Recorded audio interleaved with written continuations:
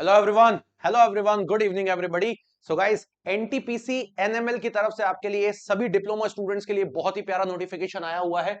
तो अगर हम बात करते हैं इस पर्टिकुलर नोटिफिकेशन के बारे में, तो ये जूनियर इंजीनियर के लिए डिप्लोमा ट्रेनी का नोटिफिकेशन है। चलिए इस पूरे नोटिफिकेशन को जरा एक बार डिटेल में देख लेते हैं बेहतर तरीके से कि ये नोटिफिकेशन क्या है। तो सबसे पहले तो एनटीपीसी को आप सभी लोग जानते हो कि क्या है, नेशनल थर्मल पावर कॉर्पोरेशन, जो कि एक महारत्न पब्लिक सेक्टर है देश का, और आपको एक बहुत ही बेहतर तरीके की, क्या बोलूंगा मैं, बहुत बेहतर तरीके की सैलरी और सारी चीजें प्रोवाइड करता है। तो एनटीपीसी ने अब रिसेंटली 2019 के अंदर एक कंपनी को अपनी सब्सिडरी कंपनी बनाया था जिसका नाम रखा था एनटीपीसी माइनिंग लिमिटेड। अब आपको भी पता है देश के अंदर माइंस कहां पे हैं, और उसी के लिए गाइस यहाँ पर एक रिक्रूटमेंट निकला हुआ है, जहां पर अगर मैं बात करूं सबसे पहले तो माइनिंग ओवरमैन की मैं बात करता हूं, तो माइनिंग ओवरमैन की टोटल 52 पोस्ट निकली है, और ये किस प्रोजेक्ट पे कौन कौन सी पोस्ट है वो भी आपको बता दिया गया है। चाहे वो बदाम हो, तालाईपल्ली हो, दुलंगा हो, केरंडारी हो, इन सभी पोस्ट के लिए माइनिंग ओवरमैन की पोस्ट निकली है। सिमिलरली इसके बाद मैगजीन इंचार्ज की पोस्ट भी आई हुई है गाइस, आप लोग देख सकते हैं यहाँ पे मैगजीन इंचार्ज की पोस्ट आई है 7। देन मैकेनिकल इंजीनियरिंग के स्टूडेंट जो है, मैकेनिकल सुपरवाइजर की 21 पोस्ट आई हुई है यहाँ पर, जनरल की, एससी एसटी ओबीसी ईडब्ल्यूएस सब अलग अलग है। देन बात करता हूँ इलेक्ट्रिकल सुपरवाइजर की, तो 13 पोस्ट उसकी भी आई हुई है। देन मैं बात करता हूँ वोकेशनल ट्रेनिंग इंस्ट्रक्टर की 3 पोस्ट आई है। जूनियर माइन सर्वेयर की 11 पोस्ट आई है, और माइनिंग सिरदार की टोटल 7 पोस्ट आई हुई है। अब कौन बच्चा कहां एलिजिबल है जरा वो देख लेते हैं, सैलरी कितनी मिलेगी वो देख लेते हैं, एग्जाम पैटर्न कैसा रहेगा वो देख लेते हैं। इसके बाद इन्होंने ये भी बताया कि ये वैकेंसीज जो है अभी वो हमारी इंक्रीज डिक्रीज भी हो सकती है, तो ऐसा हर नोटिफिकेशन में लिखा रहता है। लेकिन अगर मैं बात करता हूं यहां पर सबसे पहले क्वालिफिकेशन की, तो अगर आप माइनिंग ओवरमैन की बात करते हो तो इन्होंने बोला है डिप्लोमा होना चाहिए आपका माइनिंग में। तो मुझे लगता है शायद जो भी बच्चा इसको देख रहा होगा अभी, शायद वो इलेक्ट्रिकल मैकेनिकल या सिविल ब्रांच का बच्चा होगा या इलेक्ट्रॉनिक्स का होगा, तो शायद उसके पास ये तो नहीं होगा। तो माइनिंग ओवरमैन और मैगजीन इंचार्ज में इलेक्ट्रिकल मैकेनिकल नहीं है। लेकिन अगर मैं बात करता हूं एक मैकेनिकल सुपरवाइजर के लिए, तो मैकेनिकल सुपरवाइजर के लिए साफ साफ बोला है कि फुल टाइम रेगुलर डिप्लोमा होना चाहिए मैकेनिकल और प्रोडक्शन इंस्टीट्यूट में, क्लियर, मैकेनिकल और प्रोडक्शन इंजीनियरिंग में किसी इंस्टीट्यूट से, with minimum 60% for SC ST, minimum marks in academic qualification होना चाहिए, तो 60% भी आपके पास होना चाहिए। लेकिन अगर आप बात करते हो कि आप इलेक्ट्रिकल सुपरवाइजर के लिए भरना चाहते हो, तो इलेक्ट्रिकल सुपरवाइजर के लिए भी आपको बताया गया है कि डिप्लोमा इलेक्ट्रिकल इलेक्ट्रॉनिक्स में होना चाहिए, या इलेक्ट्रिकल एंड इलेक्ट्रॉनिक्स इंजीनियरिंग में भी चलेगा, कोई दिक्कत नहीं। 60% एससी और एसटी के स्टूडेंट्स के लिए होना चाहिए, ये पहले बता दिया गया है। देन अगर इसके बाद हम बात करते हैं तो वोकेशनल ट्रेनिंग इंस्ट्रक्टर जो इसकी पोस्ट है, इसमें आपके पास डिप्लोमा माइनिंग में हो, इलेक्ट्रिकल में हो, मैकेनिकल में हो, किसी में भी चलेगा, लेकिन यहां पर एक एक्सपीरियंस भी मांग लिया गया करीब करीब 5 साल का, तो मुझे लगता है शायद काफी सारे बच्चे ऐसे होंगे जिनके पास नहीं होगा।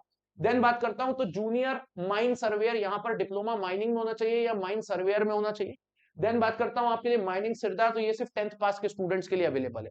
देन अब बात आती है इसकी अपर एज लिमिट क्या है, तो अपर एज लिमिट जो भी बच्चे डिप्लोमा किए हुए हैं उनको मैं बताऊंगा, अपर एज लिमिट जो है इसकी वो 30 साल देके रखी हुई है, आप देख सकते हो, और 30 साल है। बट ओबीसी के स्टूडेंट्स के लिए 3 ईयर का एज रिलैक्सेशन है, एससी एसटी के लिए 5 साल का एज रिलैक्सेशन है। देन अगर हम बात करते हैं तो इसके अंदर आपको यह भी बोला गया है, क्लियर है ना, अप्रेंटाइज और vocational training period would not be counted toward experience. मान लीजिए अगर कोई स्टूडेंट एक्सपीरियंस बेस पे भरना चाहता है, सबके लिए एक्सपीरियंस नहीं मांगा है, लेकिन जिस पोस्ट के लिए एक्सपीरियंस मांगा है, अगर उसके लिए उसके थ्रू आप भरना चाहते हो तो आप फॉर्म नहीं भर पाओगे अगर आपका एक्सपीरियंस अप्रेंटाइज में है तो, ठीक है।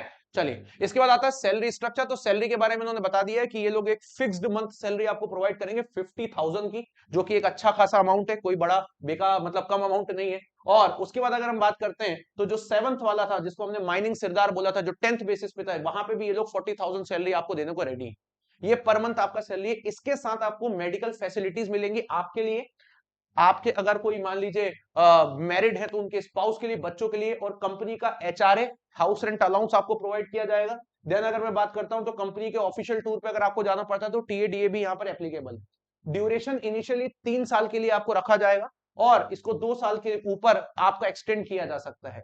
अब ये सारे के सारे जो पोस्ट, जितने भी जो लोकेशंस हैं, जो आपकी प्रोजेक्ट की वैकेंसीज निकली है, जितने भी यहाँ प्रोजेक्ट्स दिख रहे हैं आपको, ये सारे के सारे आपके झारखंड के अंदर आते हैं, ठीक है। तो जो बच्चे झारखंड वाले हैं उनके लिए तो बहुत ही अच्छी बात है, लेकिन जो बच्चा देश के अलग अलग कोने में, वो भी चाहे तो फॉर्म फिलअप कर सकता है। आप लेकिन उसके लिए आपको एक चीज उन्होंने बोली है कि भाई उसके लिए आपको जाना तो झारखंड ही पड़ेगा पेपर देने के लिए। तो यहाँ पर इन्होंने बोल दिया है साफ साफ कि सिलेक्शन प्रोसेस क्या है। तो पहले तो ये फर्स्ट स्टेज में रिटर्न एग्जाम लेने वाले हैं 100 मार्क्स का, जिसके अंदर आपकी नेगेटिव मार्किंग इन्होंने रखी है 0.1/4, और 120 मिनट में आपको 100 क्वेश्चन करने हैं। अब इसके बाद इन्होंने बताया दूसरा टेस्ट आपका स्किल टेस्ट है, जैसे कि जो भी बच्चे डिप्लोमा ट्रेनिंग का फॉर्म भरते हैं या मैं बोलूंगा ओसीटी भरते हैं सेल वगैरह में, तो उनको डेफिनेटली ये देखने को मिलता ही मिलता है, स्किल टेस्ट होता है, जो कि एक छोटी सी चीज है, सच कोई बहुत बड़ी चीज नहीं होती है।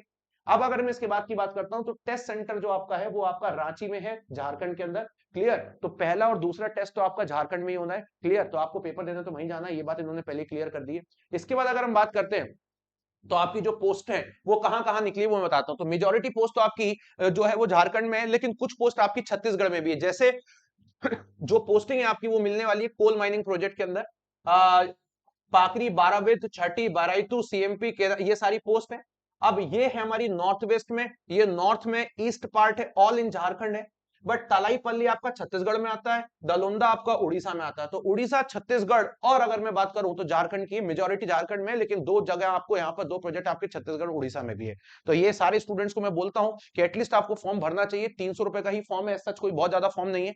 इस फॉर्म की ओपनिंग डेट जो है, मतलब ये फॉर्म फिलअप होना स्टार्ट होगा 12 दिसंबर से, है ना। 12 दिसंबर से ये फॉर्म फिलअप होना स्टार्ट होगा और 31 दिसंबर तक ये फॉर्म आप लोग भर सकते हो। इसके अलावा आपको किसी भी चीज की नीड होगी तो आप लोग कमेंट बॉक्स में जरूर करके बताइएगा, जितना मेरे से पॉसिबल होगा या जितना क्या मैं सब कुछ आप लोगों को प्रोवाइड करूंगा। सो इसी के साथ गाइस मिलते हैं। So thank you very much, bye bye, take care and love you everyone guys.